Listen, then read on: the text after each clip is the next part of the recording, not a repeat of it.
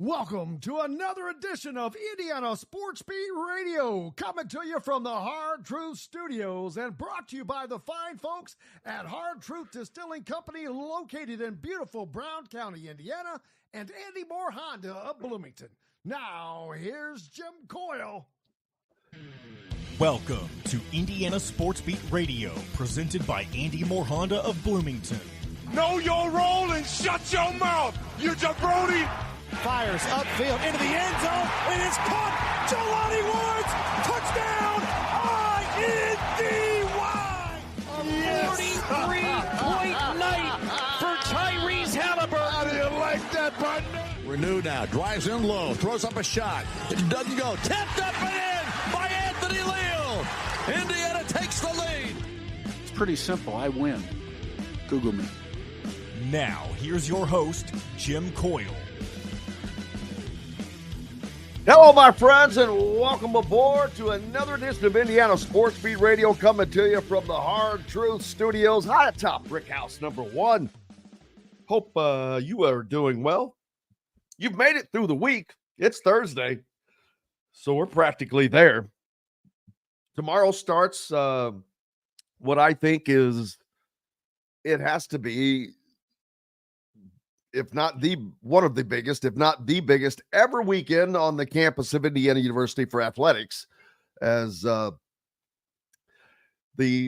undefeated football team, 16th ranked in the country, welcomes in the Fox Network for their big noon kickoff on Saturday. Then, of course, preceding that tomorrow night, you have Hoosier Hysteria for the men's and women's basketball programs. Kurt Signetti was on Pat McAfee yesterday, getting all kinds of love. And so it's just a lot of, it's a weird time, but for today's IU athletics program, it's a lot of good. It's a kind of juxtapositioning there a little bit though. But anyway, you got to let the sun shine when the sun is shining. It is, it's the biggest opportunity, I think, even though Indiana in football had an opportunity one time under Bill Mallory. Had they beaten Michigan State, they would have won the Big Ten and went to the Rose Bowl, but they got beat soundly like 51-7. So this is an exciting opportunity. The nation is watching because they still want to see, is this Indiana football program for real? Kurt Signetti is getting all kinds of pub for the university. That's another thing. They can't buy this kind of advertising. And that's what it is. It's advertising for the university. You can't buy that. I've seen him on so many different things, so many articles written. He's got to be sick of saying the same thing over and over.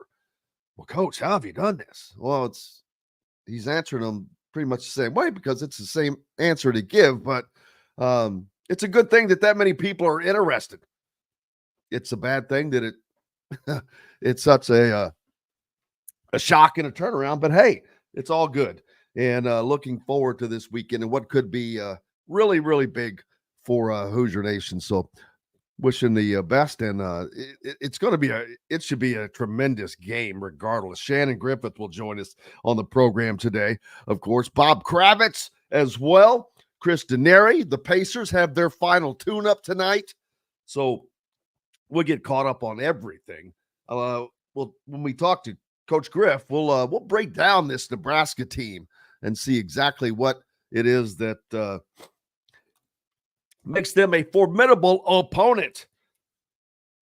Dylan Raiola, it starts with him, of course. But over in West Virginia, Coach Neil Brown is facing some criticism over some recent comments he made to his frustrated fan base when West Virginia fell to 3-3 after Saturday night's nationally televised home loss to number 9 Iowa State.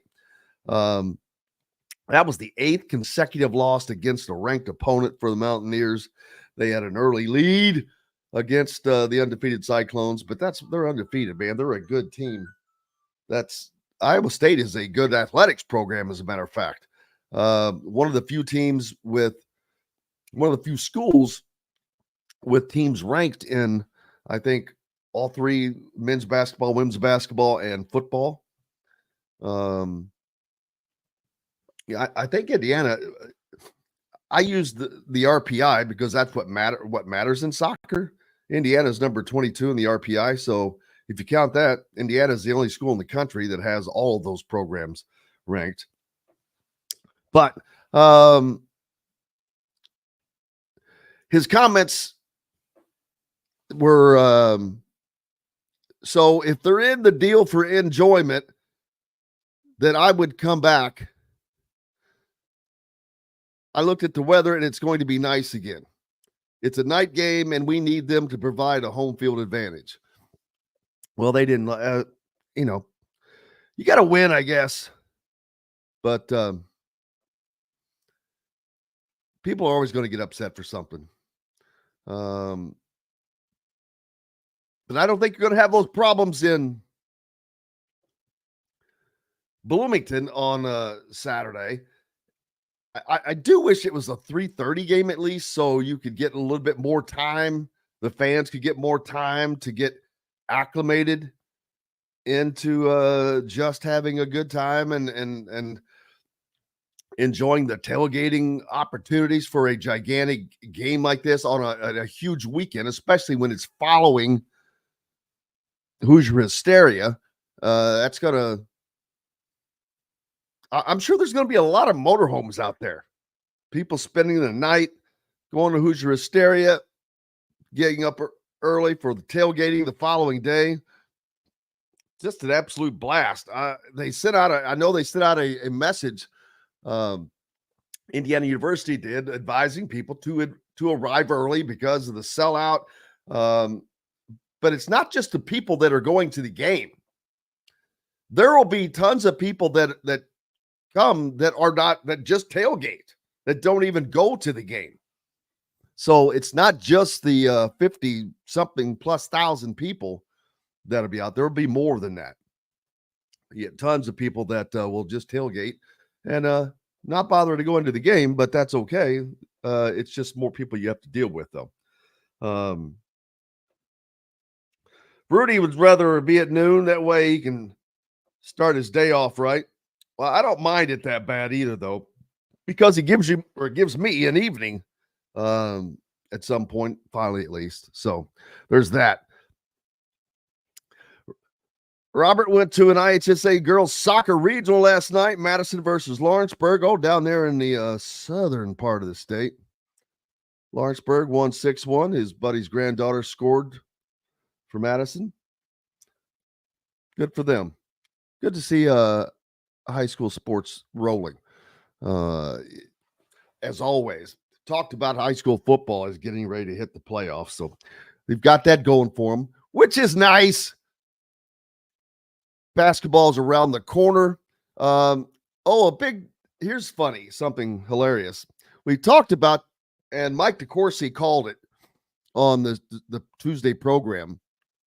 The loophole, the loophole is, in essence, that Oregon successfully used against Ohio State by running 12 men onto the field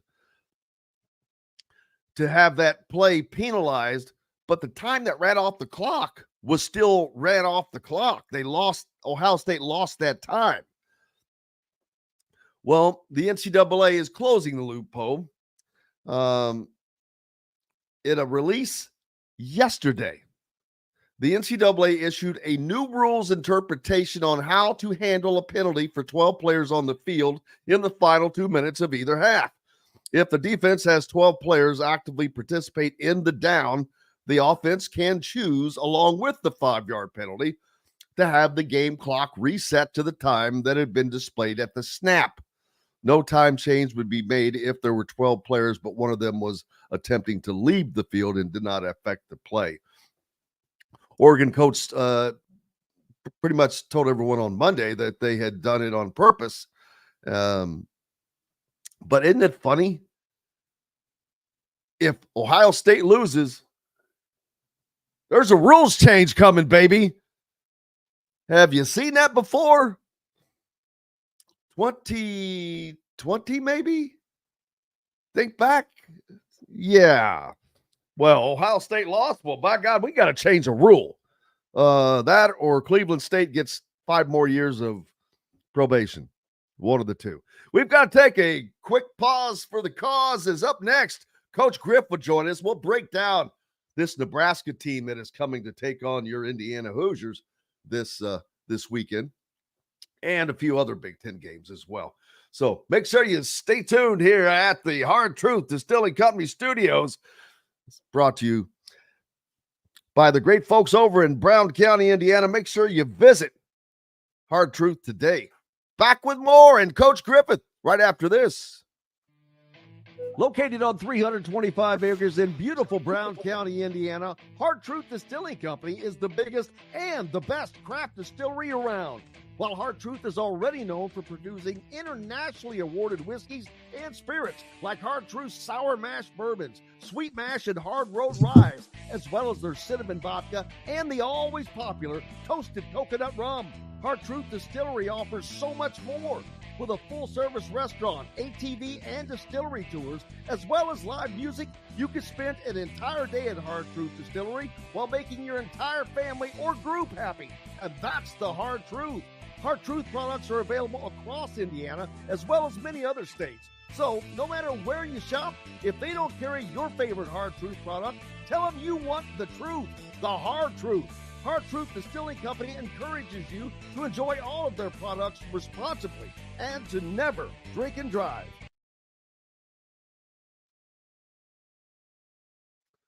What's up, homeboy? Hey, what's going on? Oh, you know it.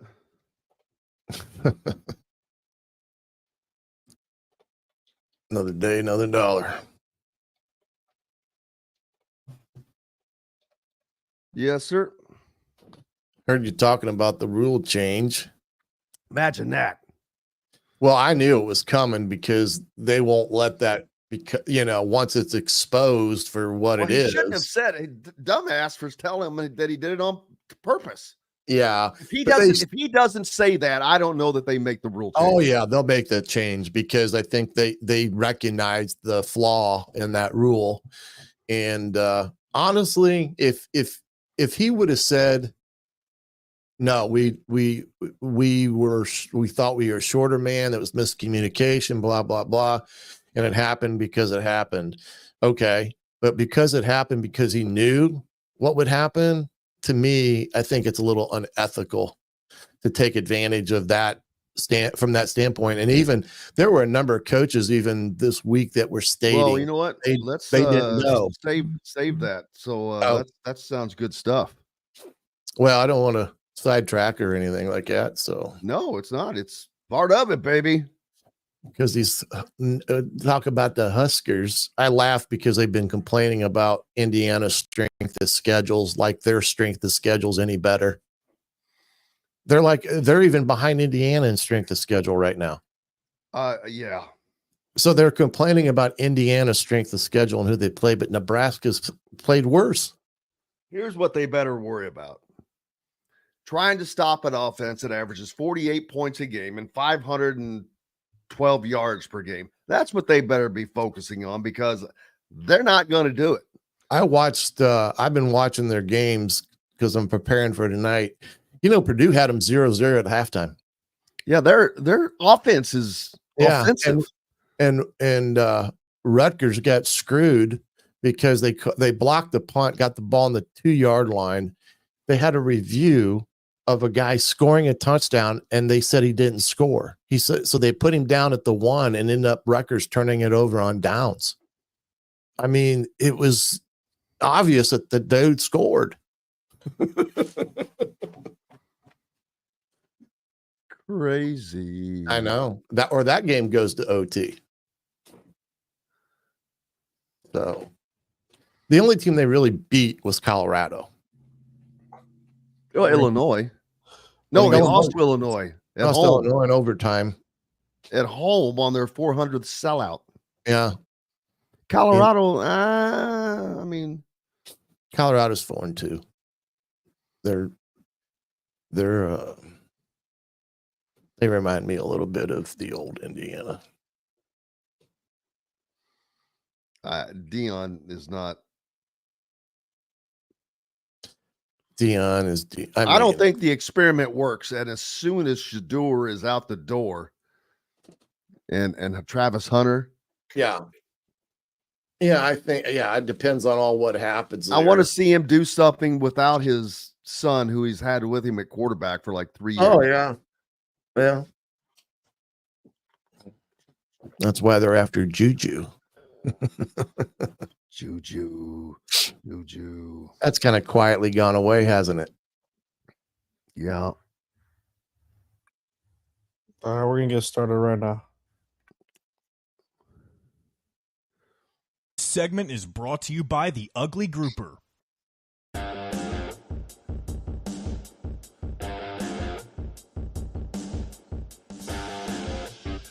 Welcome back, Indiana Sports Beat Radio here on this Thursday. Jim Coyle with you as always at the Hard Truth Distilling Company studios, joined by Coach Shannon Griffith. Coach Griff, how are you, sir? Doing great. It's Thursday, couple days prior to a sellout crowd and homecoming 2024. Yeah, it's going to be a big weekend at on the Indiana University campus. I think that this could be the biggest weekend ever, but that will be determined later, actually, how big this weekend really is. Sure. Getting the win, even if you get the win, it's huge, but each weekend that grows bigger if you continue to do that, because that's absolutely. But not getting ahead of ourselves, the Nebraska Cornhuskers coming in, a formidable opponent for the Hoosiers. Definitely, probably the best team that they have seen. There's no question this season, because their defense will be the best defense they've seen this season. Offensively, I don't know that this is the best offense. I think it's probably the best offense that is playing at their level. But had Indiana played Northwestern a week later, that game would have been tougher. Quarterback is getting better. Mm-hmm. So I don't. We'll see if it's the toughest offense. They have not done a lot offensively here of late. They, in the break we talked, they struggled against Purdue, although Purdue has played well against Nebraska and Illinois here of late. But they just are not. They've got a true freshman quarterback in Dylan Raiola, and he's played all right, but he's not. They're not doing what Indiana's offense is doing, and I mean, we're talking about some crushing numbers. Now, do I expect Indiana to put up 500 and something yards of offense on Nebraska? Probably not. Do I expect them to put 48 points on them? Probably not. But I still expect Indiana to win this game by 2 scores, 2 touchdowns to be specific, but 2 scores at least. I just don't think Nebraska has the offense that can overcome Indiana's defense enough to where it's going to stop what Indiana's offense will do in this game.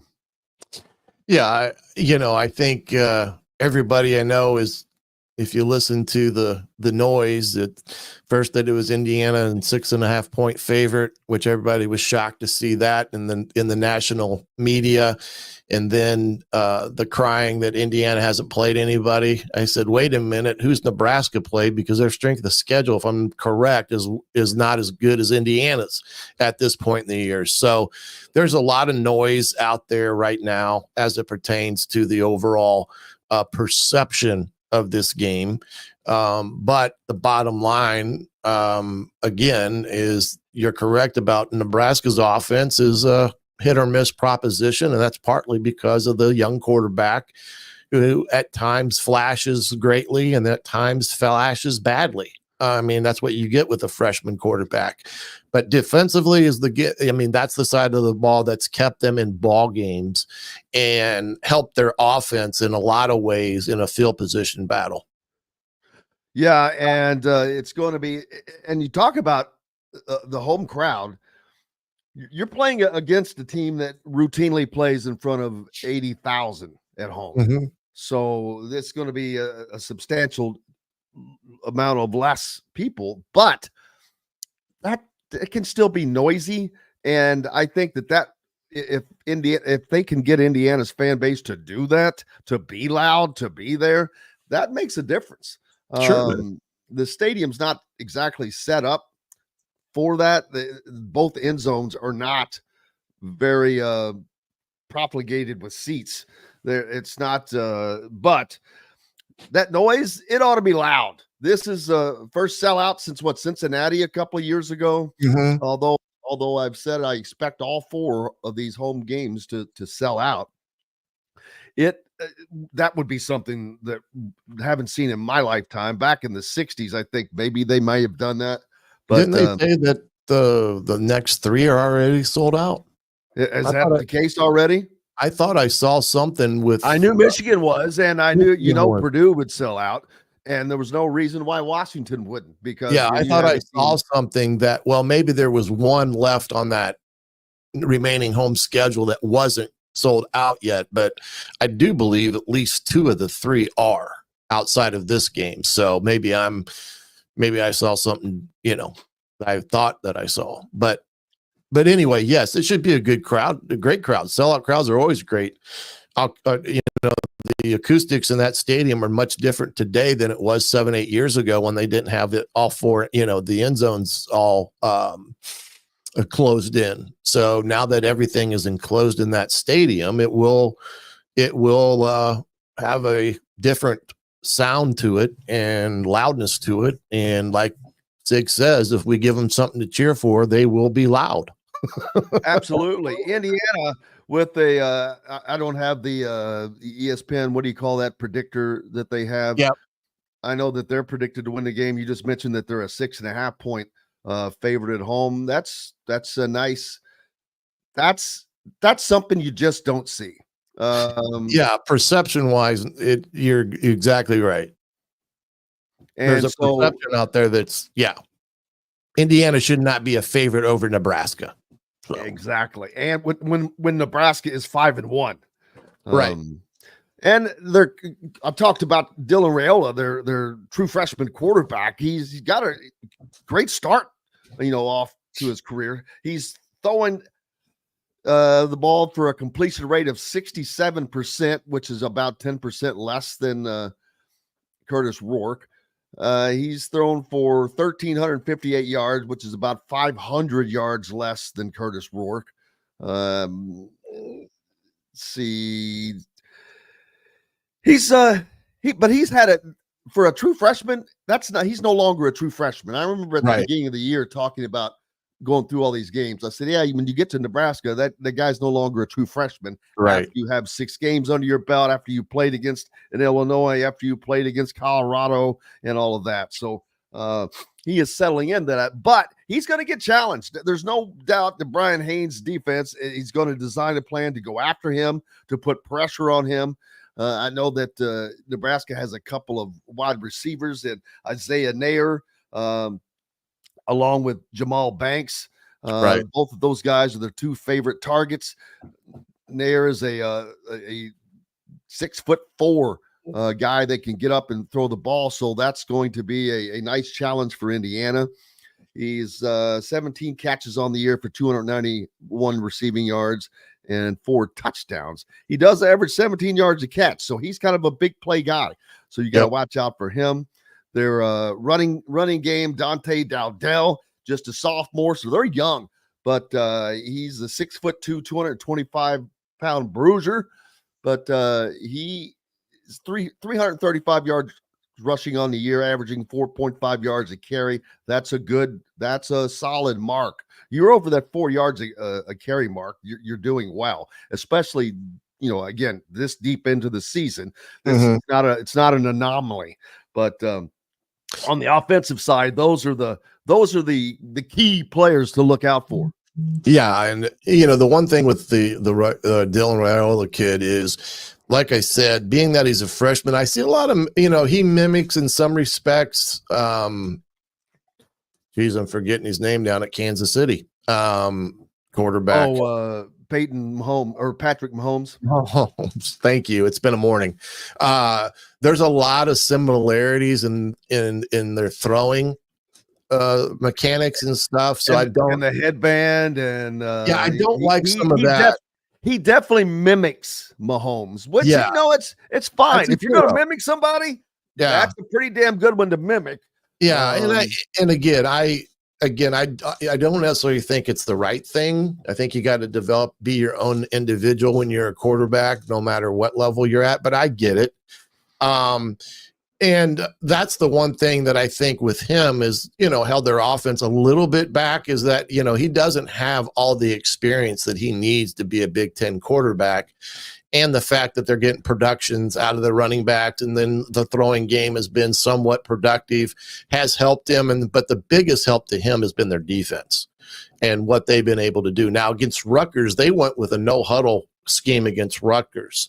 And I think partly that was because they were fearing the substitutional issues that Rutgers could match up against them. So don't be surprised if Nebraska continues that against Indiana, especially having 2 weeks to prepare, that they may, try to incorporate some of the things that Northwestern did and not allow Indiana to substitute that much and try to keep them out of some of their schemes because they're trying to go, they're, fast paced in that regard. Defensively, they got some studs. They're their typical Nebraska defense, big, strong, and physical. Robinson and I think it's Matcher, the two inside guys, defensive end and a defensive tackle. Those guys are men. They are men. No question that this defensive front is going to be something that Indiana's offensive line has not dealt with this year. But up till now, man, I don't think it's said enough. And I don't think enough praise has been given to the offensive line for Indiana because we talk about the passing yards. We talk about the running yards. We talk about the prolific offense and the variable ways that they can just kill you. But it all starts with this offensive line who 2 years ago was the worst in college football. It was just been horrible it's what started the downfall of Indiana, to be actually, the re-downfall after that brief climb out. But they've done a tremendous job. They're not getting enough credit. And but this is going to be a test. Yeah, the one thing that, and I kind of self-scouted Indiana's offense and defense for that matter of fact this past week with bye week and stuff. But what Indiana is doing offensively that's causing problems for defenses is about every play that they run is more or less an RPO, which gives the quarterback the flexibility to either hand it off or throw it. And they've defined what those parameters are for Curtis. And he's done quite well in making those correct decisions on RPOs. Why is that important? Because the defense is never right, especially if he's completing the football, which he is. And you've seen Surratt on the quick slants and some other things that they've done with their RPOs that they've combined with their running game. It's caused problems for defense is because when they're trying to take something away, when you have a two-way option, it's almost impossible to take something away. But that's one thing that I think they've offensively have incorporated in their scheme that has been the most productive part of what they do offensively. That will be important against a team like Nebraska. I wouldn't be surprised to see if Indiana utilizes some tempo against this defense just because of the size of them and trying to keep them off balance as they go through this ball game. One thing that's hurt Nebraska this year and one side that is part of their game has been not very good at all is special teams. Rutgers blocked 2 punts against them. I want to say Purdue blocks a punt against them as well, or a field goal attempt. I can't remember which one that was. So in a game when you've got two teams that are equally matched on either side of the football, special teams becomes a vital point of the ball game. Nebraska's special teams has not helped them at all this year. And as a matter of fact, when you're getting punts blocked and things of that magnitude, again, those are the things that can ultimately beat you in these types of ball games. So there's a factor there to keep an eye on this week with everything. And does the Nebraska try to steal a possession? Do they fake a punt? They faked one against Rutgers that was a great call at the right time in the second half, even when they were ahead 14-0. So it's going to be a chess match. I mean, there's going to be give and take. And again, with everything that's happening to Indiana as it pertains to their ability on both sides of the football, they are a tough team to play right now just because of that.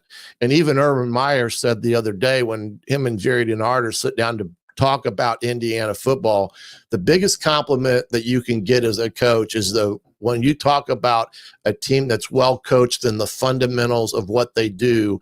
And he talked about the blocking of the offensive line, the play of the quarterback, and the play of the defense. So Urban Meyer gave him high praise, and he's actually, they're looking for their big noon group to be here in Bloomington in a game that has some bearing in the conference race.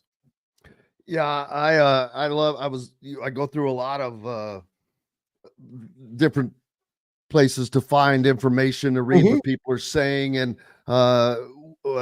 reading one of the Nebraska previews for players to watch.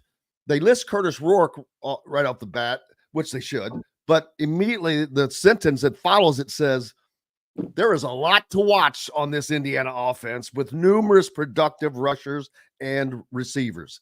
Stop. Boom. That, in a nutshell, is why Indiana is so difficult to deal with, because, and I've said this all year, they have a myriad of ways of beating you inside of the multiple ways they have to beat you. Exactly.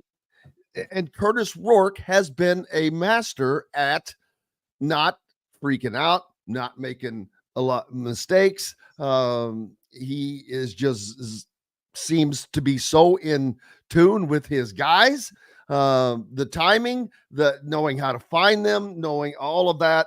And they're only halfway through. They're going to get better.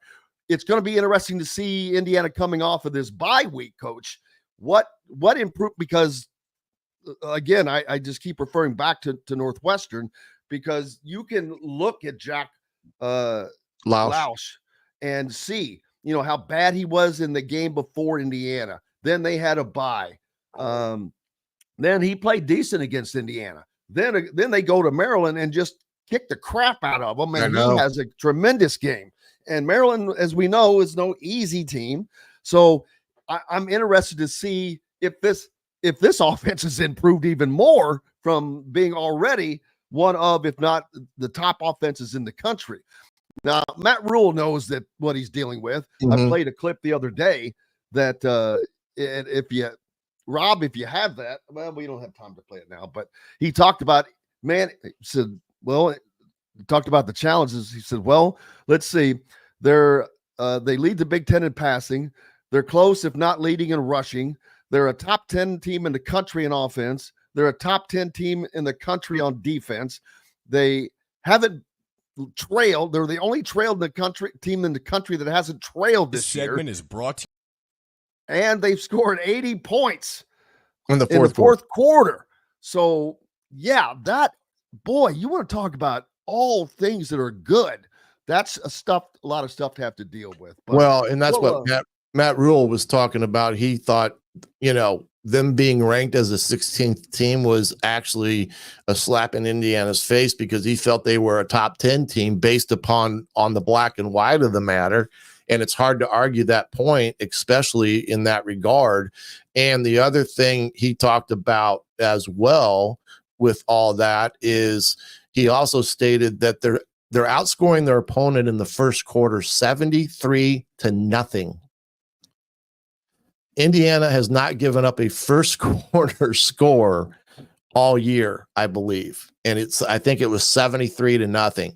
So on top of all this, and the one thing, Jim, before you need to go here, buddy, on offense, what makes them also difficult to defend is the distribution that Curtis Rourke has made with his receivers. He trusts the guys that are on the field, no matter what position they are or who they are. You know, he had Miles Price at Ohio U. That was his primary target. In Indiana, he has a multitude of Miles Prices in that lineup, and he distributes the ball very good in that regard. And again, that makes it difficult for a defense to say, we're going to take this away or take that away, because Indiana's had the answer of who they can go to, and they're getting smart play out of Curtis Rourke now. And that's why he's here. I mean, that goes right back to the reason why Curt Cignetti wanted Curtis Rourke. He had been in these situations, and he knows what to do in a game that's, you know, being played where, you know, the coaches are on the sideline and he's the guy in charge in the huddle. Absolutely. Looking forward to it, and looking forward to the Hard Truth post-game show. Absolutely. On Saturday. It's going to be a fun one, and looking forward to it. The weather for us will be great at that time. It'll be, well, for you, it'll probably, too bad you can't come down for this game. We got to get you down for some of these. I know. Games, it's these Friday night games that get in my way. I hear you. Well, all right, brother. We'll talk on Saturday. Yeah. Looking forward to it. Yeah, join me tonight, 7:30. We're going to break it all down. See you then. Do that at Who's Your Tailgate. We'll get that up there. We got to start getting your info up there.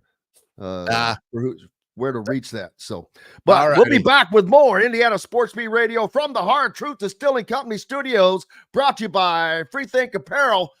No matter what you're trying to take care of, whether it's a little league team, your winter basketball squad, whatever, they've got you taken care of. Just go to freethinkapparel.com. Back with the incomparable Bob Kravitz right after this. By Free Think Apparel.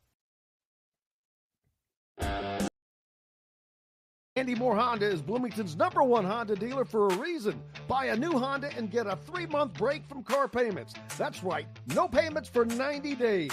That includes the all-new, all-electric Honda Prologue, and you get it for just 0.9% financing. Or the 2024 Honda Ridgeline Black Edition or the Honda Accord LX, both for just 1.9% financing. Get more to your door from AndyMooreHonda.com, Bloomington's #1 Honda dealer and your best place for new and used vehicles. Good day, Robert. How are you, sir? I'm good, man. How are you? If I was even better, I'd be Bob Kravitz. Wow. We can only hope, right?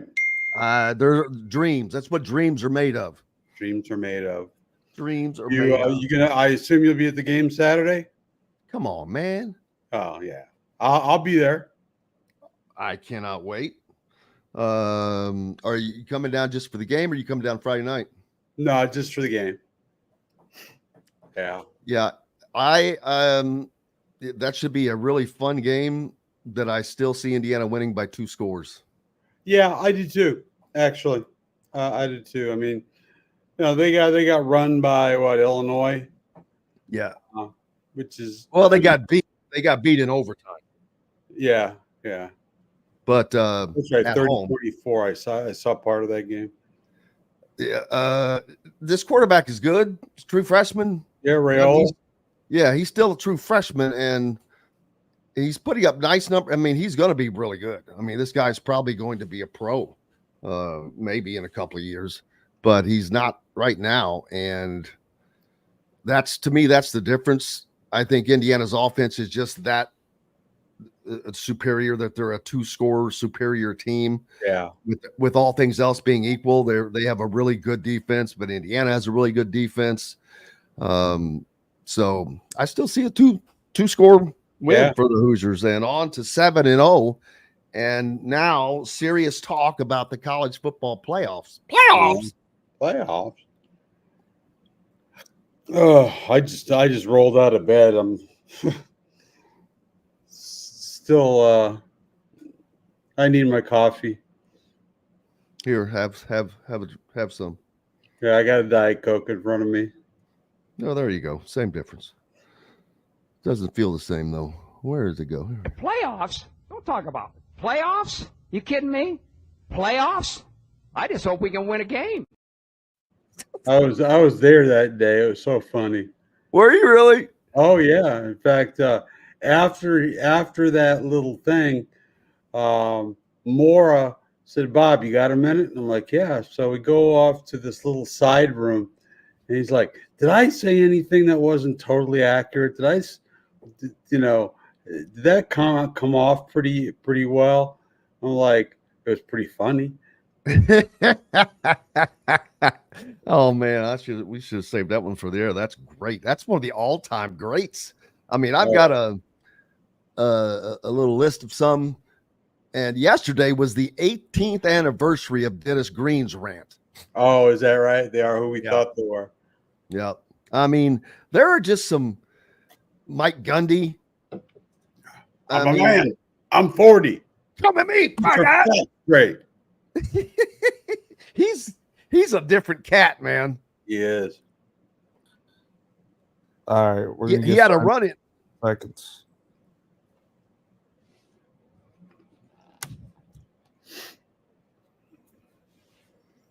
This segment is brought to you by the Rusty Gator in Bedford, where oceanic flavors meet southern charm.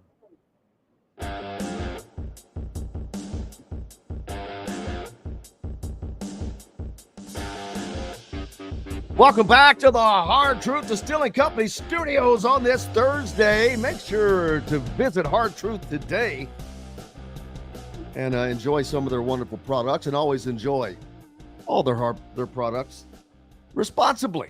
Speaking of responsible, joined now by the great Bob Kravitz from bobkravitz.com. Be a subscriber and follow along his great content on the Colts, the Pacers, Hoosiers, the Boilers, Fever. Covers everything like we do. And his latest, well, first of all, before we jump to Indiana, the Colts, gigantic win over the Titans last week. That was, he couldn't get the win over Jacksonville, lost to Houston already. So this was just imperative, and they get it. And they have another game coming up with Houston, but so as bad as things have looked, they still haven't screwed the pooch totally yet. No, but that may be coming because the schedule gets really tough. The schedule gets really tough. They got games against Baltimore, against Buffalo, the Jets. I don't have the schedule in front of me, but I think 3 of their next 4 are on the road and they're tough games. So this was a point that they had to win that Tennessee game just to kind of stay in touch with Houston, who's 5-1 and in first place in the AFC South, and give themselves an opportunity. Now, we'll talk again in a month, and we'll see where they are, because I think they're headed for some tough times here with the schedule. And this has to be Chris Ballard's last year, one would think. You would think, wouldn't you? But I don't know that it is. Especially if AR can't stay healthy and he's in and out of the lineup. I think that would give Jim Irsay all the reason he needs to say, well, we're developing AR, and Ballard has put a good team around him. I think it should be his last season if they don't get to the playoffs. But I think you and everybody except for Jim Irsay. I think Jim Irsay is a lone rider on this one. Yeah, well, we'll find out. Of course, a gigantic weekend on the Indiana campus, as it is homecoming, first of all, which that always I never went to a single homecoming parade when I was in college. Me either. I didn't even know. I don't know that I knew that there was a homecoming parade, to be honest with you. But it's a big weekend. They really smart is what they've done to combine Hoosier hysteria with this. You've got baseball playing their fall World Series. Soccer has a game against Michigan State, I believe, Friday night at 7. So a lot going on. Hoosier Hysteria kicks it off, and it will be a huge audience because then there's big expectations for the basketball program. You won't get to see much other than some pomp and circumstance type stuff. But the big show is Saturday at noon when Nebraska comes in to take on this 16th ranked Indiana football team that is 6-0. And some people are still doubting. A lot of people they're wanting to, like yourself, your latest article in bobkravitz.com. I want to believe IU football is for real. Truly, I do. But something is holding me back. And I think I still have football PTSD from 1978. Now, I talked with Don Fisher about this the other day. I went down to Bloomington on the way back from Nashville, and I saw Don, and I mentioned the 78 game, and he just shook his head. That they had a really good team that year, or they were on their way to being a pretty good team. They had lost at ranked LSU by a touchdown. Then they went out to Washington and beat Warren Moon and ranked Washington Huskies, and came back, and they had a regional telecast, which back in those days was like a big deal. You know, now every game is streamed or shown on TV somewhere. So the game was on regional TV on ABC, and it was 28-0 like in the first 10 minutes. And they lost 69-17. And I was a fan back then. I was out in the stands without my shirt on in the rain and cold like an idiot. Well, that's a thought that I did not need into my head. Well, I used to be in decent shape, but not anymore. But anyway, that's another story. I think it ruined me. It traumatized me. So look, they're having a nice season. I hope it keeps going, but I ain't gonna buy into it until they beat somebody really good. And Nebraska's good. I don't know if that's going to put me over the top. It kind of depends on how the game goes. Yeah, I have, for whatever reason, been able to just completely, I've been around and covered IU football for 30 plus years as well. Mallory era, I did not, the era that you're talking about was right before me, but I know about all of the, actually their problem started in the late 60s when they had the walkout. I don't think they were ever the same since then. They're never the same. And but Indiana never tried to be.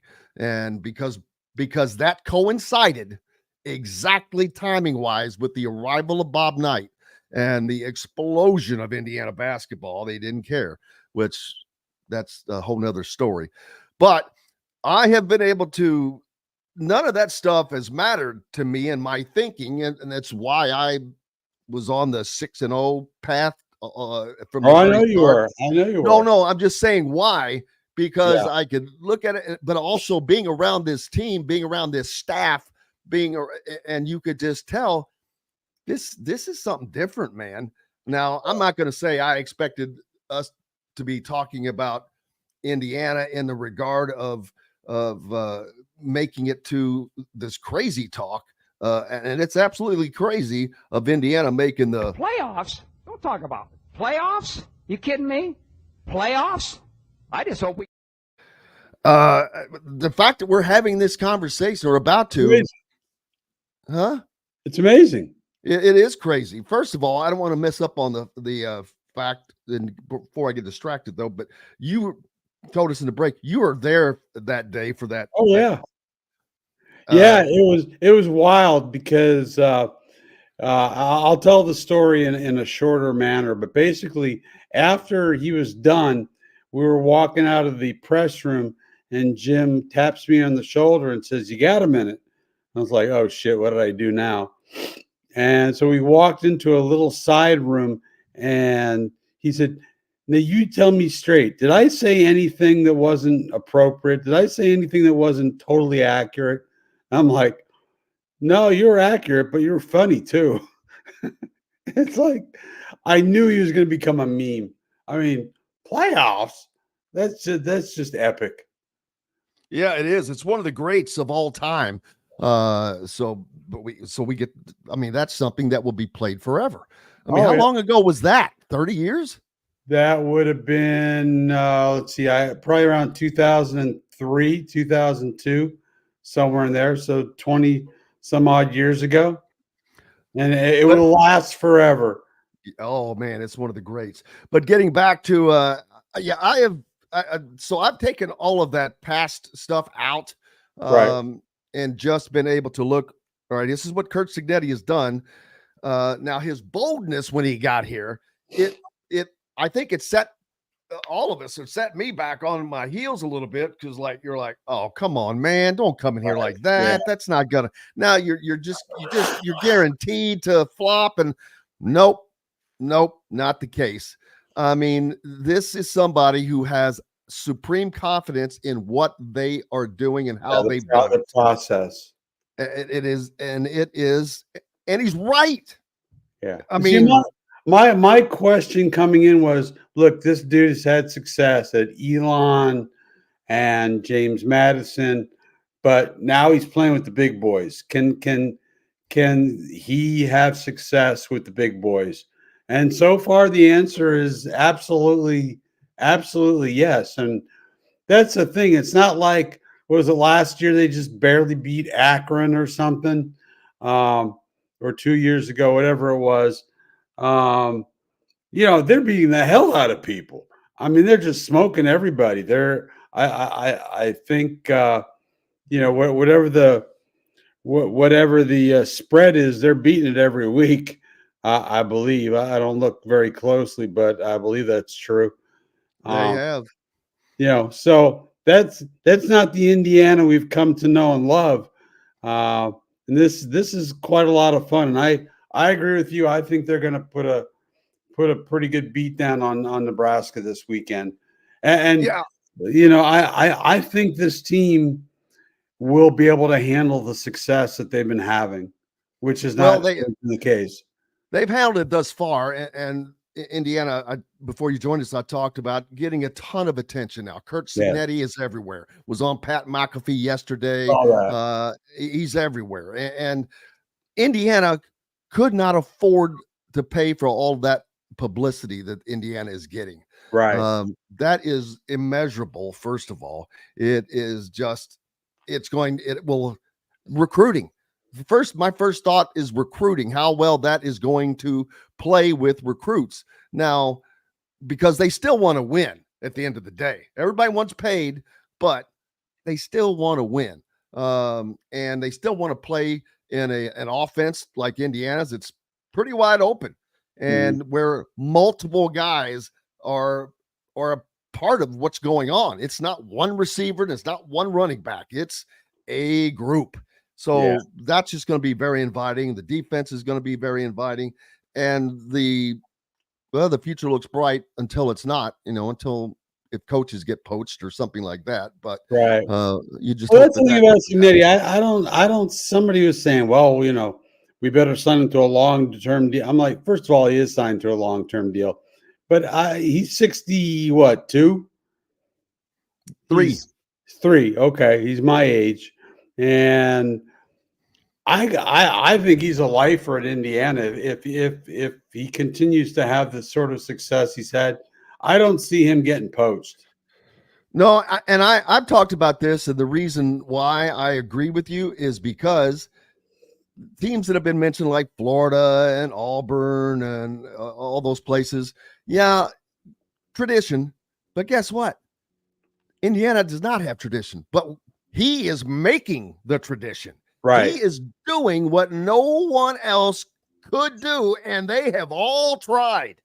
Whether it's Sam White, Jerry DiNardo, Cam Cameron, all of these names that you would have thought that, oh yeah, okay, that'll work. No, not even close. No, Phil Mallory came as close as anybody. Right. And that was still in the other era of what we'd call straight up football, I guess, when you could compete with Ohio And State. we should make sure to give the IU administration credit for putting the money finally into procuring talent. Indiana. I mean, say what you will about Tom Allen, but he was not whining when he said that Indiana had not made the financial commitment in the NIL era, and I think they have now, and they've got a coach and a coaching staff that knows how to use those funds well, and have brought in a really good team. Yep. We've got to take a break. I don't know if you have time for another segment or not. Actually, I got to run this morning. I'm so we'll let sorry. you go. We'll appreciate you, and we'll look forward to seeing you on Saturday. I'll be there, babe. All right, brother. Looking forward to it. The great Bob Kravitz from bobkravitz.com. Make sure you're a subscriber and taking in that great content every day. We've got more coming up from the Hard Truth Distillery Studios. Back with it, brought to you by the Rusty Gator right after this. This segment is brought to you by the Rusty Gator in Bedford, where oceanic flavors meet Southern charm. Thanks, brother. All right, thank you. I got an appointment this morning. All good, my man. All right. All right. See y'all, buddy. Bye.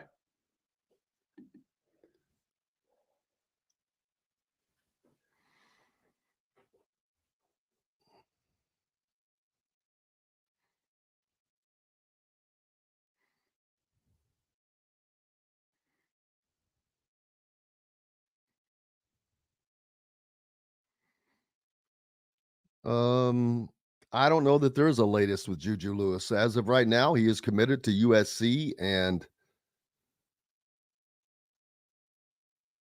I don't know that changes. Although, I mean, it's hard to turn down USC. They've got 8 Heisman Trophy winners. Lincoln Riley has done what he has done, but yeah, you never know. Getting that guy it's huge for teams. That's why you look at Nebraska and Dylan Raiola. He's going to be next year. And the thing is, they're going to have him for 3 years.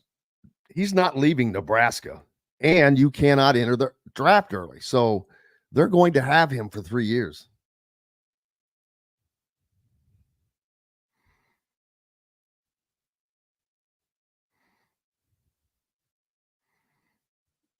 No rumors. Just guys, don't deal in Facebook stuff.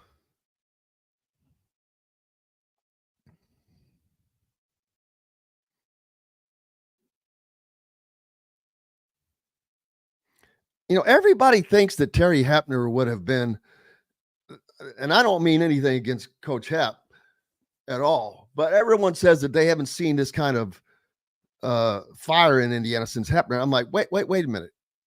He unfortunately wasn't around long enough, but he didn't have this kind of effect, not even close. The first season was a losing season, I believe. I think that people have a revisionist history for that.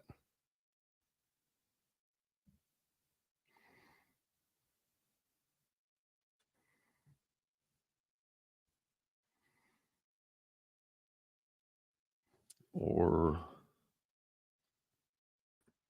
all right, we got about 1 minute till we're back. I think I texted Chris to join us at like 9:50. Okay.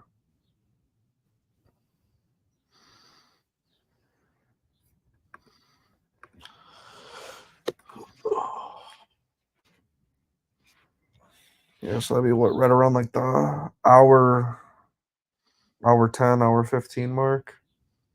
So you could do like a short seg here when he comes on.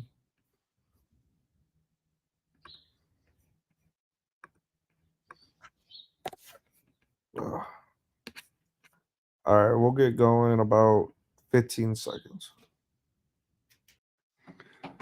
Let's see. Yeah, so where's Region Rob? Who's Region Rob?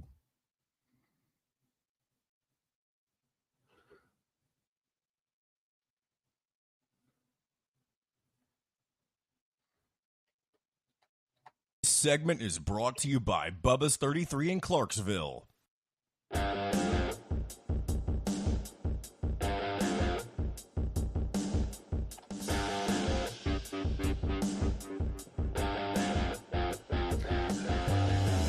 Welcome back to the Hard Truth Distilling Company studios. Make sure to visit Hard Truth today and stop by. And that wonderful, incredible facility located on 325 acres of rolling hills in beautiful Brown County.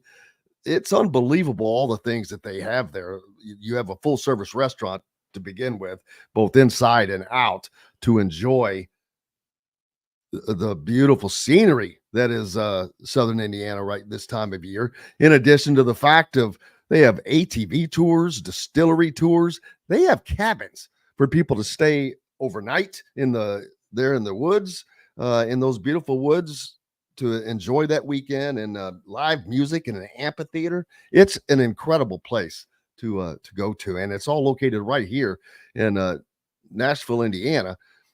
The biggest and the best craft distillery around, and that's no joke.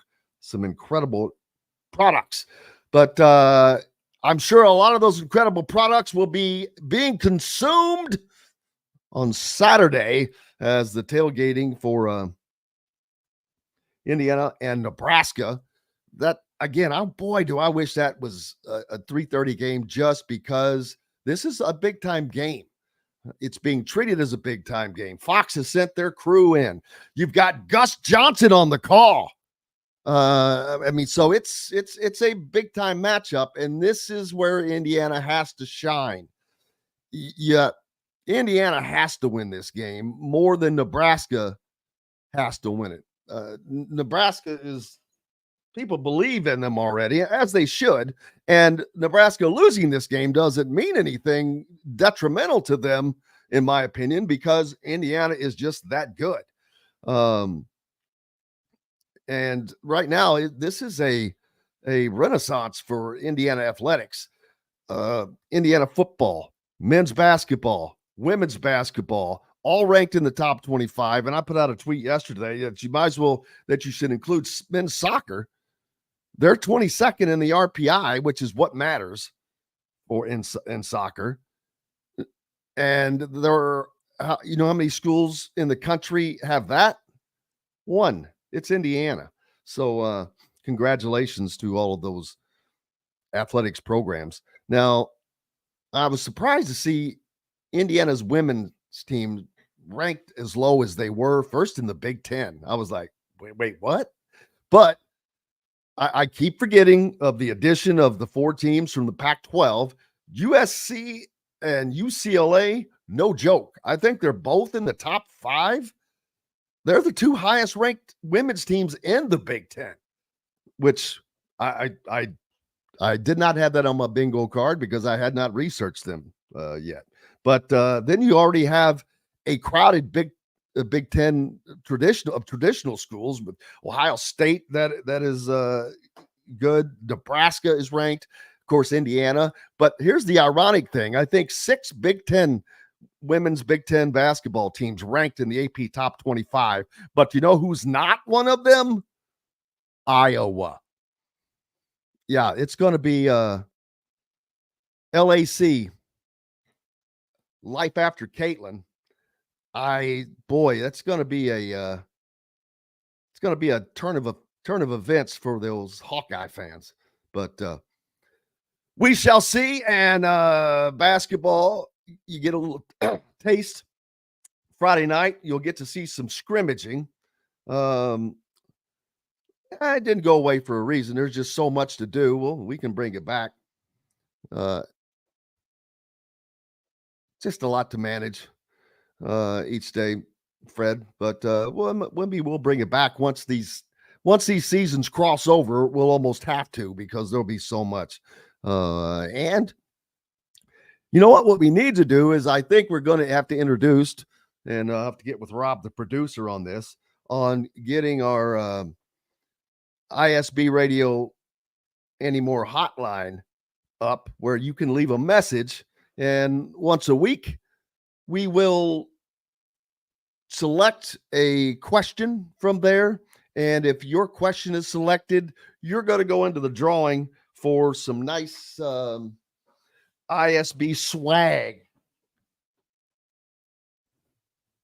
Some things like, for those of you that can see, I'm holding up a nice jacket. Oh, it has a hood on it too.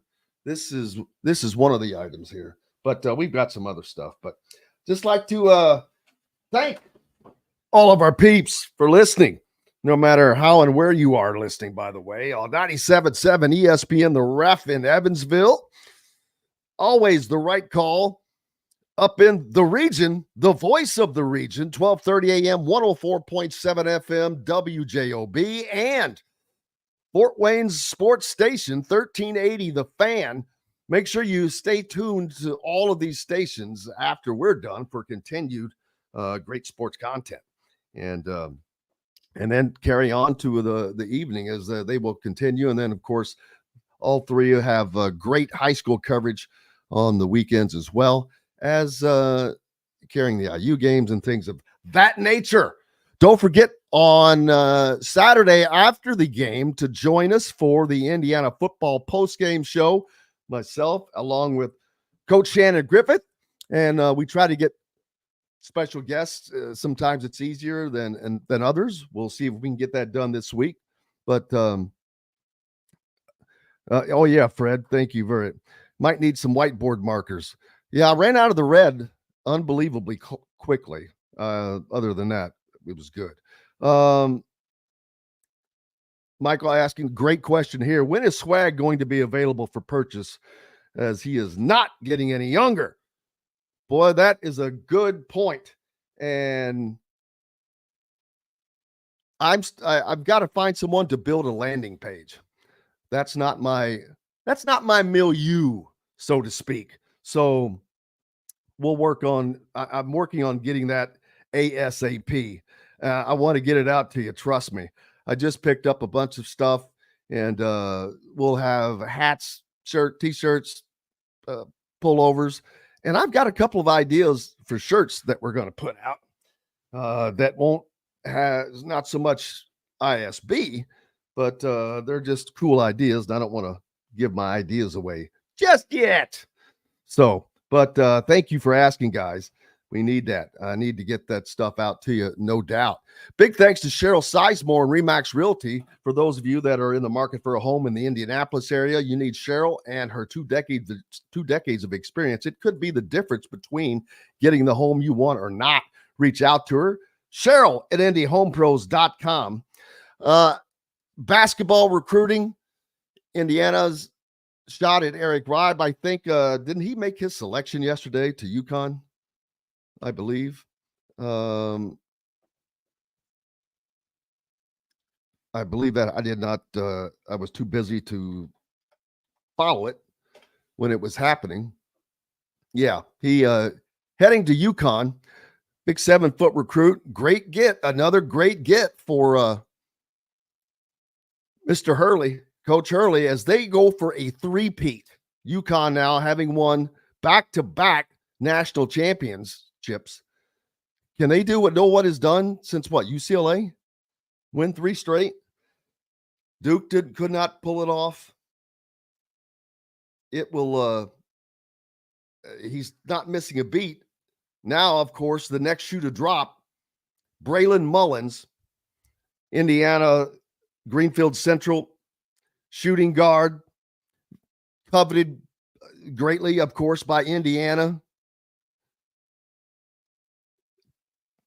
AAU teammate of Trent Sisley.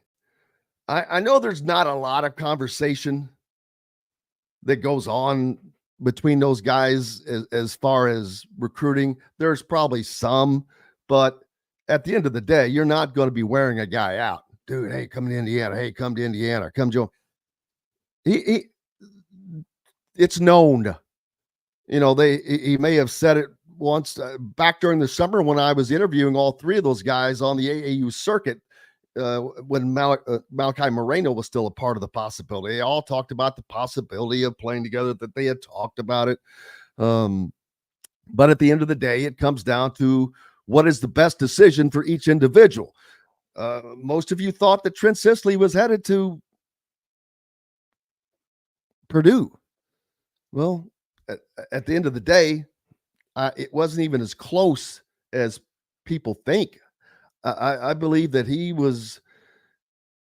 was going to take a lot for him not to go to Indiana. But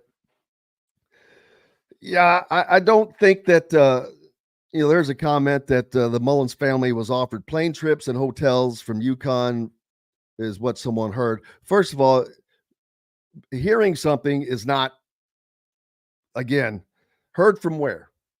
Heard from what? Heard from whom? And that's illegal to my knowledge.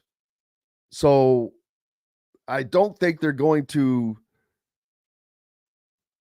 come out and make that known to people. If it were the case,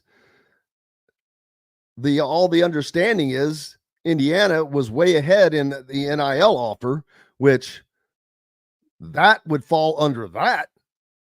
If someone wanted to fold that into the NIL package, but not listed as such, yeah, they could add an extra $20,000 for travel expenses without listing it as travel expenses. So there's that. We'll see, but it's not all about money. I keep telling you guys, they're going to get paid. They still want to win. Winning still matters.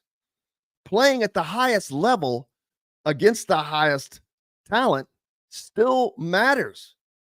These guys, they're competitors. 99% of them are driven to win. This other stuff is icing on the cake. You're getting paid now? Yeah, it's cool as heck. But you're not out there working your butt off every day to not win. You want to be a part of history. If you're going to UConn, you want to be a part of history. If you're on this team that wins the third straight national championship, you're in history. It's a huge draw. There's no getting around it. Danny Hurley has done an unbelievable job. You can tell that the guys like playing for him. So we'll talk about that again later on. Up next, the Pacers have a final tune-up in the preseason. That comes tonight. Chris Denari, the voice of the Pacers, joins us from the Hard Truth Distillery Studios, brought to you by Cheryl Sizemore, Remax Realty, right after this. This segment is brought to you by Remax Advanced Realty. Indie Home Pros team by Cheryl Sizemore. Located on 325 acres in beautiful Brown County, Indiana, Hard Truth Distilling Company is the biggest and the best craft distillery around. While Hard Truth is already known for producing internationally awarded whiskeys and spirits like Hard Truth's Sour Mash Bourbons, Sweet Mash, and Hard Road Rye, as well as their Cinnamon Vodka and the always popular Toasted Coconut Rum. Hard Truth Distillery offers so much more. With a full-service restaurant, ATV, and distillery tours, as well as live music, you can spend an entire day at Hard Truth Distillery while making your entire family or group happy. And that's the Hard Truth. Hard Truth products are available across Indiana, as well as many other states. So, no matter where you shop, if they don't carry your favorite Hard Truth product, tell them you want the truth, the Hard Truth. Hard Truth Distilling Company encourages you to enjoy all of their products responsibly and to never drink and drive.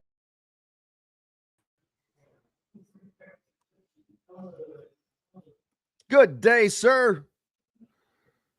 Hello, how are you? Wonderful. I see you're out and about already. I am at Ed Martin Acura. getting my car serviced. That's awesome. That sounds like something I would do. So they set me up. My guy set me up in a little area where I could do this. Tell them I said thank you. Yeah, perfect.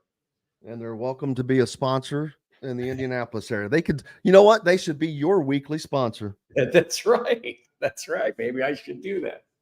Ed Martin Acura?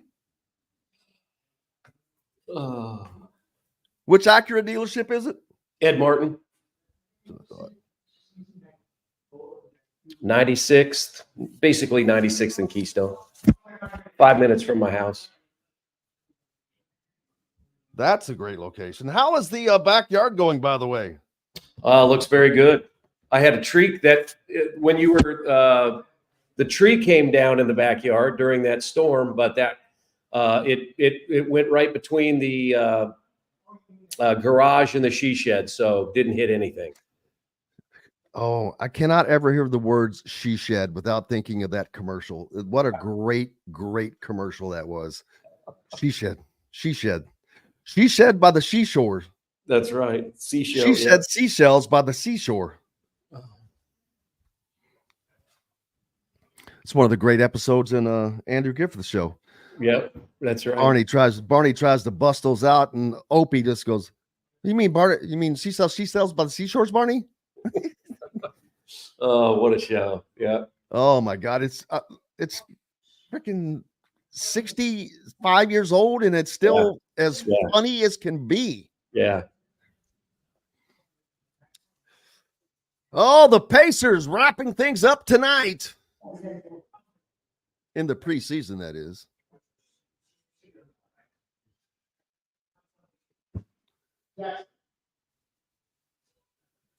Oh, mercy.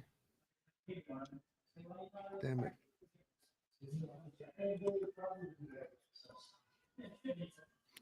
The Hornets.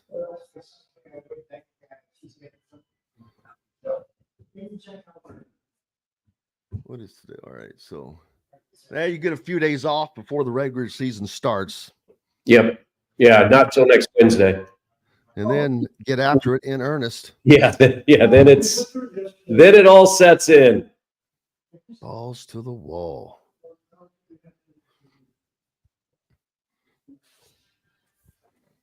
When you leave there, get me a name of somebody to call. Okay. Call them. I'll get you sponsored. We're gonna get started in about 20 seconds.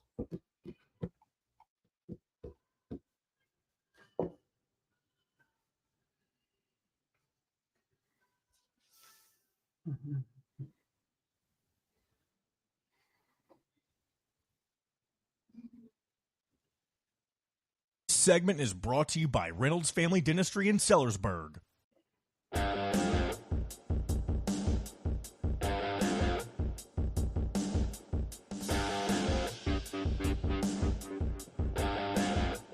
Welcome back, peeps, to Indiana Sports Beat Radio with Jim Coyle here on this Thursday. And our good friend Chris Denari joins us as the Pacers will wrap up preseason play tonight at home against the Charlotte Hornets. And so they've looked pretty decent through the preseason so far. I mean, you're not going to – I don't know how much that even in basketball the team wants to show in the preseason because they're playing a lot of different guys, Chris. Yeah, I think that's a good point, Jim. And in fact, on Tuesday against Memphis, Tyrese Halliburton, Pascal Siakam, TJ McConnell, and Aaron Nesmith didn't even dress. So you had 4 key rotational players that they gave the night off to. I would assume that the majority of the starters that I think everybody plays tonight.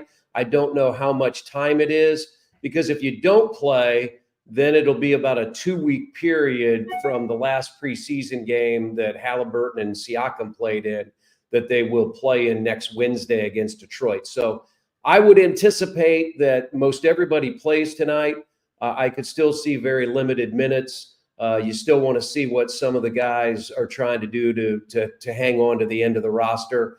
But you're right, this team is pretty deep. I tend to think that we're going to see this team play some full court pressure this year. And I don't think they want to show that right now. But I think with their depth and what we saw in the postseason last year, I thought it really helped the Pacers defense when they picked up full court. That's tough to do in an 82-game season, when you're playing back-to-back games and 4 games in 5 nights. But I think the Pacers' depth can help them do that. I also think by doing that, it hides some of the inefficiencies that this team has had in the half court defensively. They all know that, to get where they want to go, and they got pretty far last year, right, to the Eastern Conference Finals, they've got to be better defensively. So I could see this team utilizing its depth with more full court pressure this year. Yeah, absolutely. And before I forget, in their last game out, they lose at home to the Grizzlies, 121-16. And Zach Edey with a surprising game. What do you have? 23 and 9, I think. Yeah.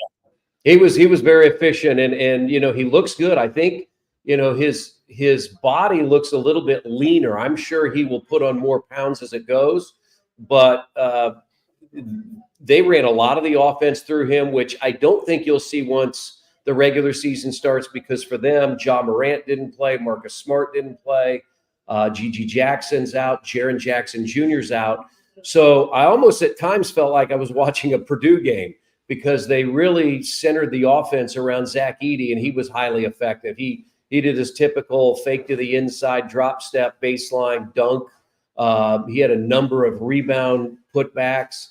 Very, very impressive. So I expect he'll be in the starting lineup for Memphis. I think he's going to have a good year. I really do. He took a 3-point shot. I thought he ran the floor pretty well. It will be interesting to see the type of impact as a rookie that Zach Edey can have on the Memphis Grizzlies. When healthy, this can be one of the better teams in the NBA.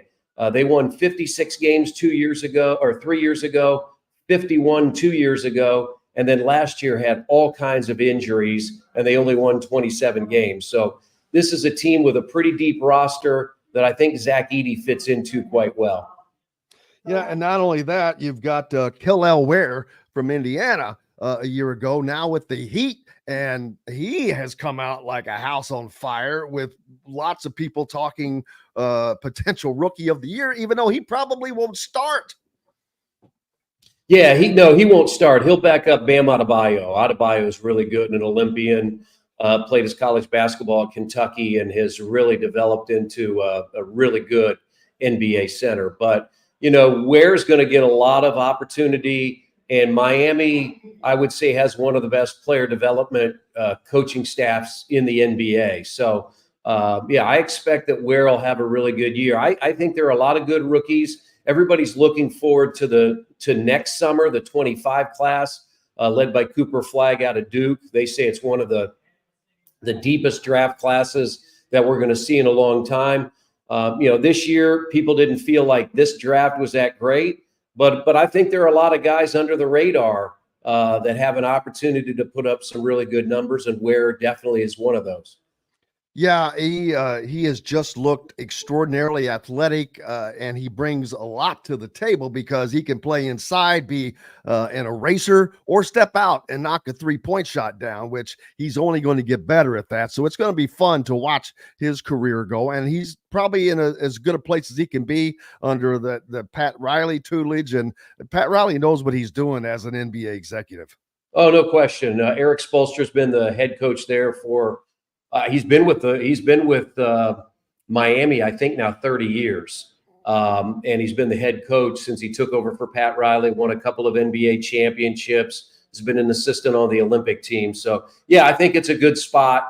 And, like I said, it's always fascinating to see these young guys develop across the NBA. I think for the Pacers, we're going to see an emergence of Jarris Walker this year. I mean, he's been very good in the preseason. He's moved from the 4 to the 3. I believe he'll get rotational minutes there. It's just good to see these young players. I mean, I think the NBA is in a great place. You have your veterans, you have your Steph Currys, your LeBron James, Kevin Durant's, but you have all this young talent. Tyrese Halliburton is one of those. He's only 24 years old. You have all this young talent that's starting to emerge, and I think that puts the NBA at a great place. Were the starters or see a lot of time tonight with this being the last preseason game? I'll be interested to see because those guys didn't play on Tuesday. I tend to believe that they'll play tonight. How much, I don't know. And I said if they don't play, then you would go all the way back to last week, the last time they had actual game experience. Now, this team works competitively in practice and works pretty hard. They go after one another quite a bit. And I know Rick Carlisle likes that. But I would anticipate that those starters would get minutes tonight. How many, I don't know. We didn't really find out till about hour and a half or so before the game on Tuesday that Halliburton and Siakam, McConnell, and Neesmith would sit out. So I would assume we won't know anything until we get into the building tonight. And now looking at the Lakers, Bronny James has, well, last I checked, at -40, by far the biggest plus minus in the NBA. And that -40, that is a deep number. How far will the Lakers have to go for it to dawn upon that LeBron, that his son is just not an NBA player? Well, I don't think, to me, there's expectations for him this year. I mean, again, JJ Redick's a brand new coach. You've got Nate McMillan, who was the former Pacers coach, is now an assistant. The question will be is how much time do they have Bronny spend with their G League franchise to give him the opportunity to play big minutes? I think athletically he probably, is there, but from a basketball standpoint, if you look at his numbers at USC, look at his numbers in summer league and what he's done here in the preseason, you would have to say he's definitely not ready to play. So, I look at it this way, Jim. I mean, he was picked number 55. I don't really have a problem with it because if you look at those last 10 picks, 50 to 60, there are some guys that are in the league, no question. But for the most part, those are fringe guys that spend most of their time either playing in the G League, or if it doesn't work out, they go overseas. So I don't really have a problem with them spending that pick on him. Again, his issue is his last name and his dad, right? He's got a lot to live up to. So it'll just be interesting to watch. Yeah, but unfortunately, I feel like he's playing into this because it's everyone knows that he's not an NBA level player. I don't know that he's going to become one, but I am not Nostradamus.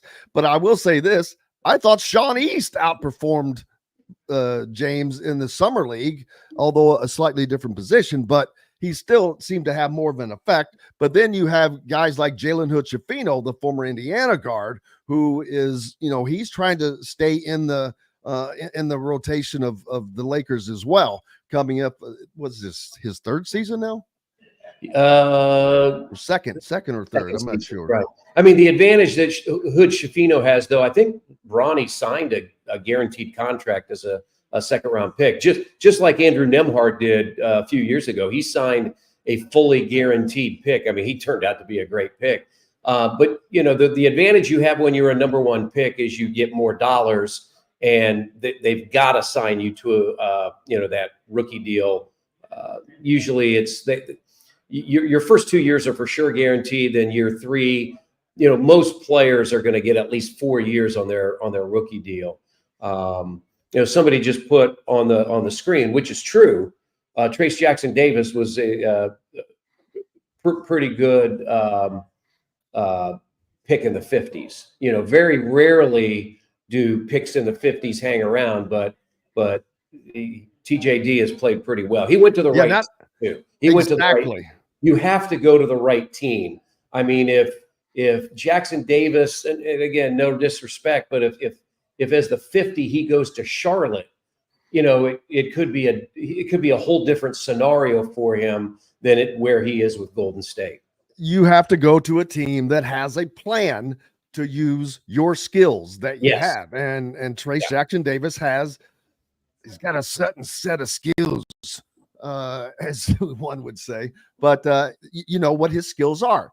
It's not to be a step out and be a 3-point shooter, Right. but he's got other. He's relentless inside. He's a great rebounder, shot blocker, defender, but it can score on the inside. So you know what you have there, and if you have a team that can put that in, what's like Zach Edey. Zach Edey, I don't know that he could play for just any team because he couldn't play for the Pacers, I don't think, because the Pacers are wanting to get up and down the floor.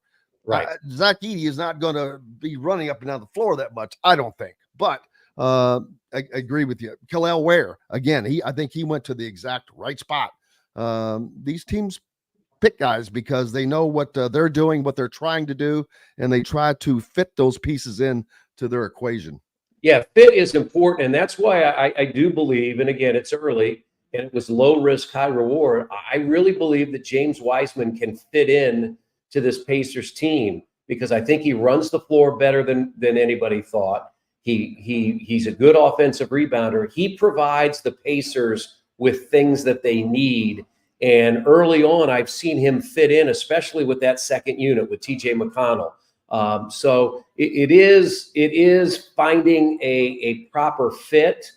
And a lot of times that doesn't happen in the draft. Sometimes it takes certain players to go to another team to make that fit. And sometimes it's just a lot of patience. But to your point, Jackson Davis, I think, is a perfect fit for Golden State because of what they do around the perimeter and how they utilize their big. Absolutely. This weekend, Indiana having a huge athletics weekend, Chris. It starts Friday night with Hoosier Hysteria, men's and women's basketball tip-off. It's more of a dog and pony show, but it gives fans that probably won't have an opportunity or very few opportunities to get to see Indiana play because it's free. They can come in and see everything, line up and all of that. And it's homecoming weekend, but then Saturday, the Hoosiers take on Nebraska, baby, in a big nationally televised game. It's a huge sports weekend for the state of Indiana, I think, as well. Yeah, no question about that. And I saw the stat, and I know it's the preseason, but the first time in school history that the football team, the men's basketball team, and the women's basketball team have all been ranked in the top 25.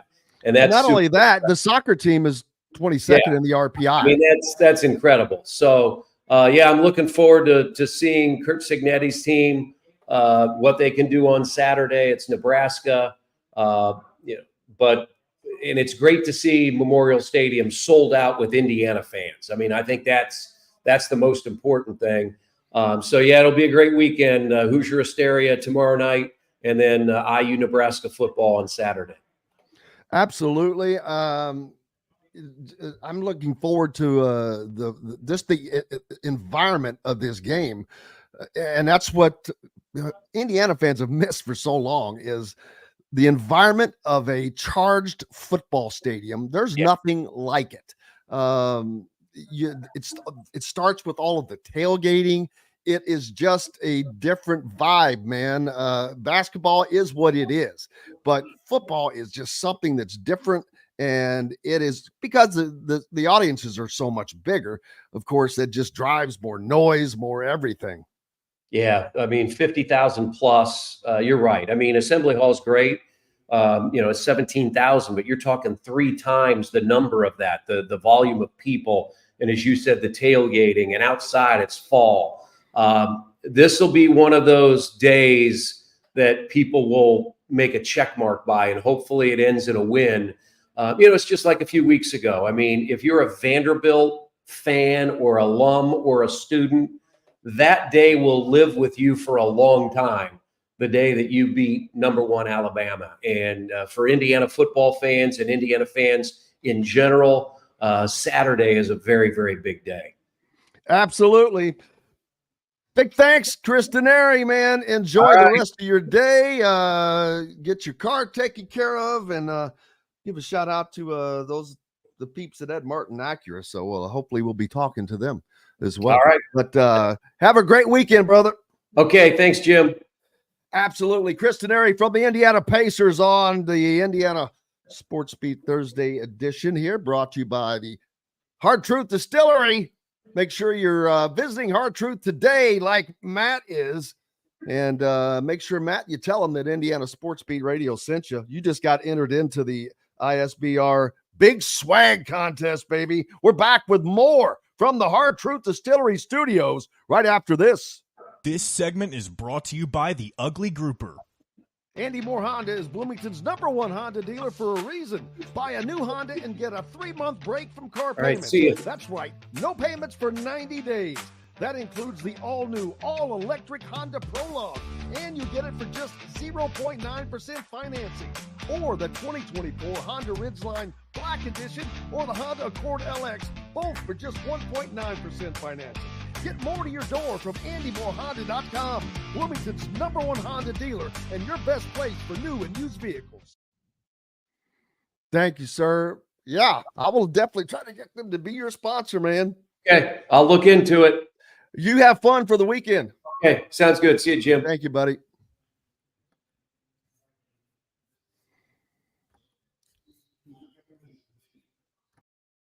Matt, thank you, sir. Be sure to tell them at Hard Truth that Indiana Sports Beat Radio sent you.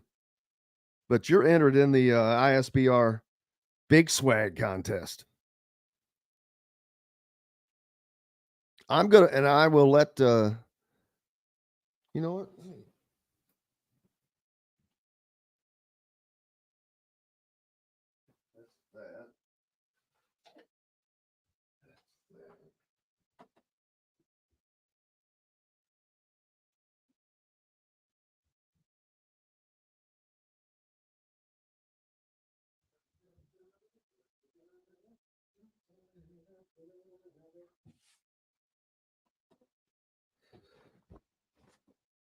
For those of you that can see, here's one of the others.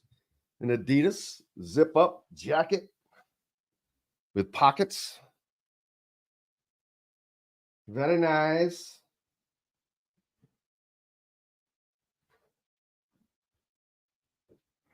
Oh.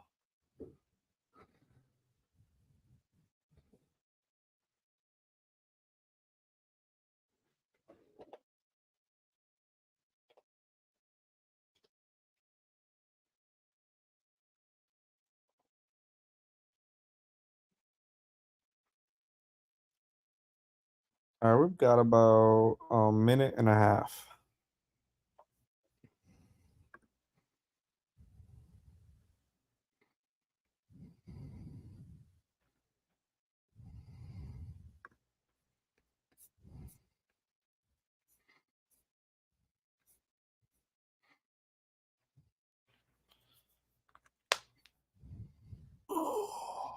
Hey, we love Andy Moore.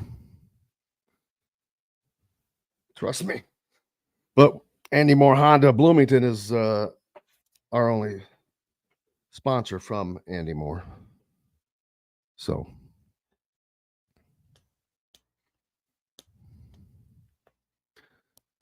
All right. Let's see here.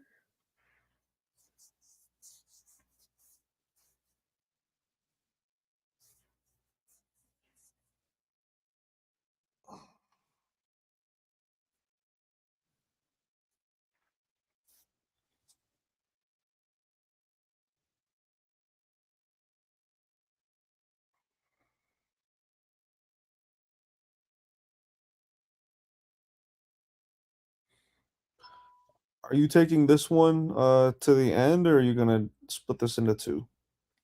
Are we a break behind? We've taken, this is our fourth break. Okay, so we're a break behind. I did not realize that.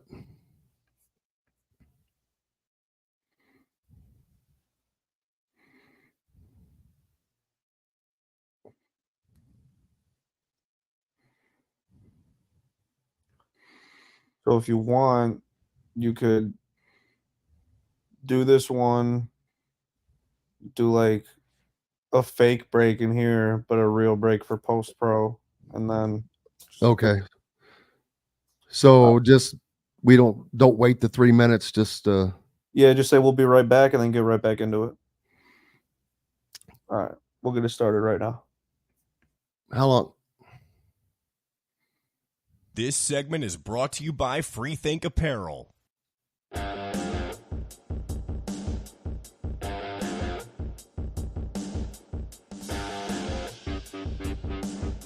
Welcome back to the Hard Truth Distilling Company studios on this Thursday. It is a big game week for Indiana, as they will host the Nebraska Cornhuskers on Saturday, the day after Hoosier Hysteria tips off the college basketball season for the Hoosier fans on Friday night. Man, you better get there early. Not only on Friday, there will be a line to get in, no doubt, as there is always, and there's even more anticipation this year with this team going forward. So I expect a pretty much a capacity crowd at Simon Scott Assembly Hall on Friday night, and then Saturday for the football game. Indiana has already sent out a message to fans advising them to arrive earlier than normal for a couple reasons. Number one, because you're going to have a capacity crowd, and then some. I mean, you're going to have all the people that are going to the sold out game, which is roughly 53,000, 52,600, I think, to be exact. But there will be tons of other people that are tailgating that don't go into the game, don't have tickets for the game. Tailgating's free, as long as you know somebody. So it's just going to be a huge weekend. Fox is in town. Their big noon kickoff show is coming. Make sure you catch that. There'll be a lot of great things on there as well. And then we've got a lot of Big Ten games to cover this weekend. But Nebraska, they definitely need to win this game. They have one loss. It's not like it's going to destroy their season, but if they can win this game, they can stay in the talk for reaching the Big Ten championship game, reaching the college football playoffs. Same for Indiana. Indiana cannot lose this game and remain in the conversation for either of those two things. It will not destroy Indiana's season, but they've got to win this game if I want to get to continue talking about the potential of Indiana going 10-0 when they meet Ohio State and making it to either the Big Ten championship game or the college football playoffs, or both. It's going to be very interesting. I'm telling you, the end of this Big Ten season. We'll talk about the games that are coming up this weekend when we come back. We've got to take one more quick break. Back with more Indiana Sports Beat Radio from the Hard Truth Studios. Visit Hard Truth today. But back with more, brought to you by our good friends at the Rusty Gator in Bedford, as well as the Ugly Grouper down on Anna Marie Island, Florida. Still thinking of all those folks as they were hit pretty hard by the hurricane. So if you're in the area or will be visiting the area, make sure you stop in and give them a howdy do. Back with more Indiana Sports Beat Radio with Jim Coyle right after this. This segment is brought to you by the Rusty Gator in Bedford, where oceanic flavors meet Southern charm. Yeah, we've got to get all that stuff lined up volume-wise. Yep. So we'll let this sit. Come back in 20 seconds. I'll go ahead and play it.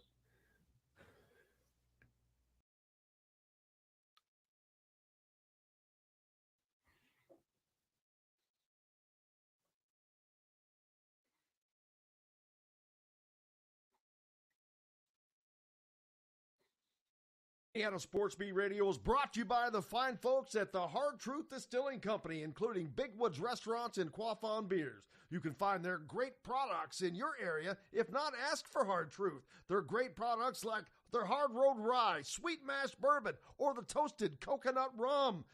Ask for the Hard Truth.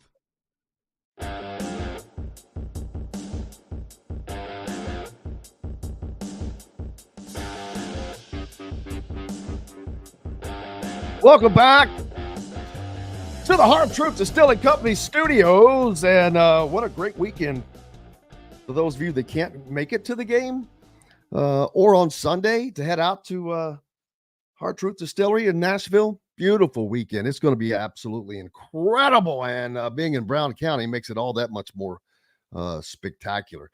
The Big Ten football schedule this weekend, games that are on tap.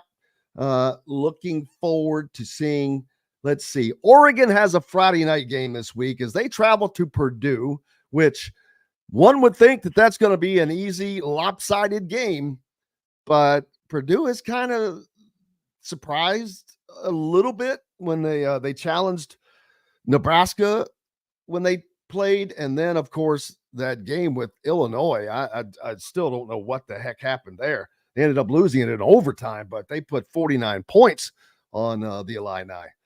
So you got that going for them, which is nice. Other games, of course, the Indiana Hoosiers host Nebraska at noon.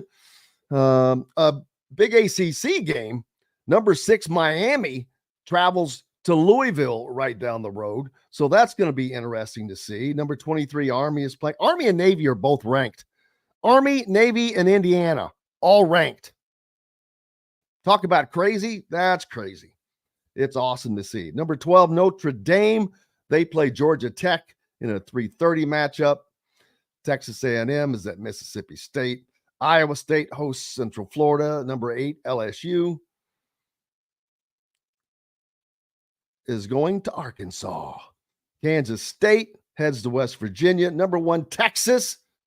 This should be the biggest game of the weekend. Hosting number 5 Georgia. So that should be a big one. We will look forward to that. But other Big Ten games, daggone it, they gave me the wrong list here. Oh, come on.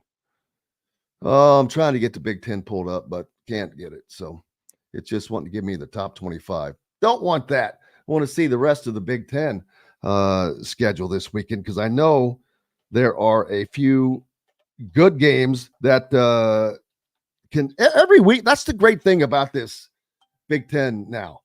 Every weekend is going to offer some pretty cool matchups. And this weekend, Michigan at Illinois, that's going to be a good matchup because Michigan is not the Michigan that people thought that they were going to be. Well, I didn't think they were going to be. I said at the season's beginning that with the new coach, Sharon Moore, I didn't have much confidence in him.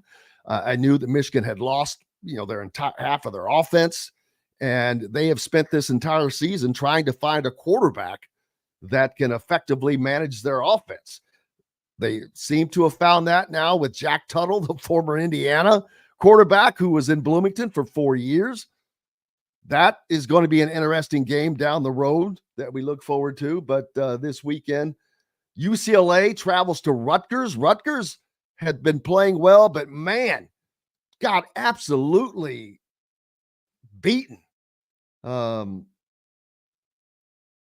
that Northwestern that they beat Maryland. I can't remember, but someone just beat Rutgers. But Wisconsin, who had a big win, they traveled to Northwestern. That I would take Northwestern in that game. They are playing very well offensively, especially, and big tip of the hat to their coach and that team. I mentioned Michigan and Illinois. The Trojans, after losing that heartbreaker to Penn State last week, will travel across the country to College Park, Maryland, after Maryland got destroyed at home last week by Northwestern. Iowa goes to Michigan State. Iowa seems to be finding their groove, so that should be a win for Iowa. And then that's the only game or the only games for this week. So everyone else would be on a bye. But the standings are going to really continue to start taking shape as we are on the back half of this season now. Games get much tighter. Oregon has a very manageable schedule. I think they're going to go 12-0. I really do. Now that they've gotten past Ohio State. the biggest game left in the year, Ohio State and Penn State, and how that will impact the selection of what I think will be a fourth Big Ten team into the college football playoffs from the Big Ten.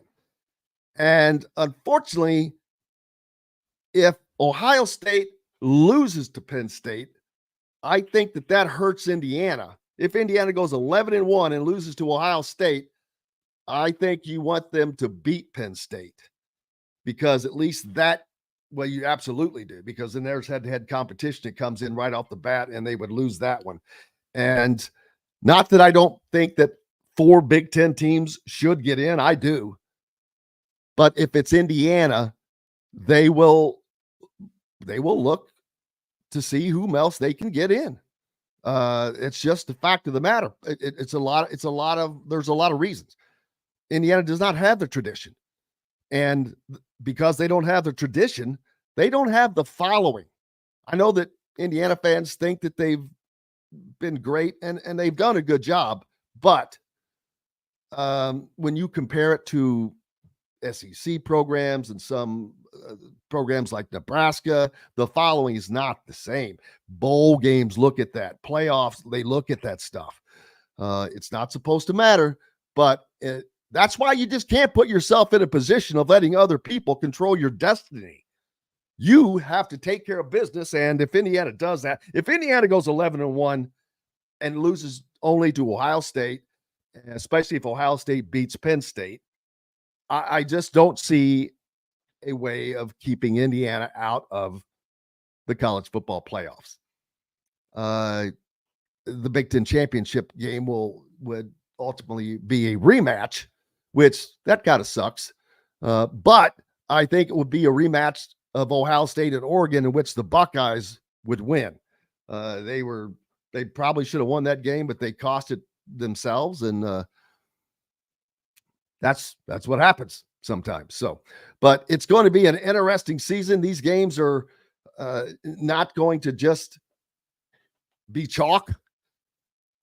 Michigan is going to have to play Ohio State, but I think that this could be the year Ohio State gives Michigan a little something for the last 2 years, especially considering those last 2 years, the wins came under great scrutiny with what was going on with the Michigan program. But man, what a spectacular weekend this is setting up to be. The weather is going to be phenomenal. I will see everybody out. If you're coming to Hoosier Hysteria, look for me. I'll be out and about, walking around. I love meeting people. So, and if anybody can tell you, if anybody calls my name, hey, how are you? And love to meet you. So, don't be afraid to ever do that. And if you're coming out to the football game, bring your hoodies. It's going to be chilly in the morning. I bet you temperatures are in the 40s. Maybe, I bet it's just, will it reach 60 by kickoff by noon? Maybe. I haven't looked at the hour by hour, but we'll see. We're back tomorrow to do this all again at the Hard Truth Distilling Company studios, and looking forward to it. Some of our guests we've got lined up, of course, the great Todd Leary, the Shot Father, will join us. Zach Osterman from the Indy Star as well. Matt Taylor from the Colts as Indianapolis. Another big weekend. They need to continue to win to not let their season slide off into the abyss. Of course, Hoosier Hysteria tomorrow night. We'll talk about that. The incredible busy sports weekend that we've got going on. So you've got that. And great thanks to Shannon Griffith, the coach, joining us today. Bob Kravitz, of course, Chris Denari as well. Nobody more important than you guys. Thank you so much, each and every one of you. No matter where and how you're listening, we're grateful for you. And until tomorrow, I'm Jim Coyle from the Hard Truth Distilling Company studios. I'll see you on the radio. Thanks for listening to Indiana Sports Beat Radio. Be sure to subscribe to our YouTube page for more clips and team coverage of Indiana basketball, football, and more. You can also find full episodes and tons of other content on thehoosier.com. We'll see you next time for another edition of Indiana Sports Beat Radio.